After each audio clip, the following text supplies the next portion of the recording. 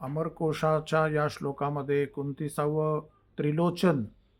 त्रीणी लोचना यस्य, ज्याला तीन नेत्र आहेत तो, त्रिषु लोकेषु गुणेषु वेदेषु लोचनम ज्ञानम यस्य, भूत भविष्य वर्तमान या तीन काळातील, स्वर्ग मृत्यू पाताळ या तीन लोकातील, सत्व रज तम या तीन गुणातील आणि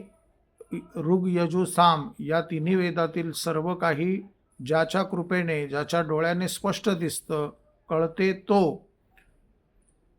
त्रयो वेदाः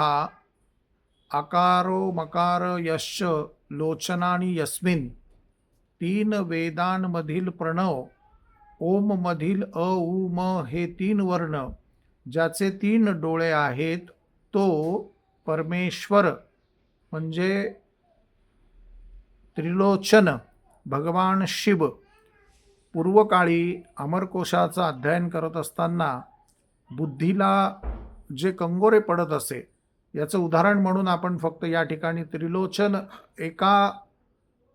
शब्दाची व्याख्या अमरकोशकार किती सुंदररित्या करत असतात. असं म्हणतात की वयाच्या 8व्या वर्षी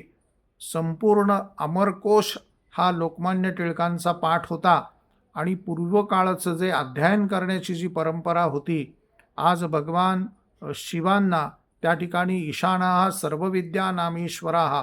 सर्व विद्येचे स्वामी भगवान शिव आहेत.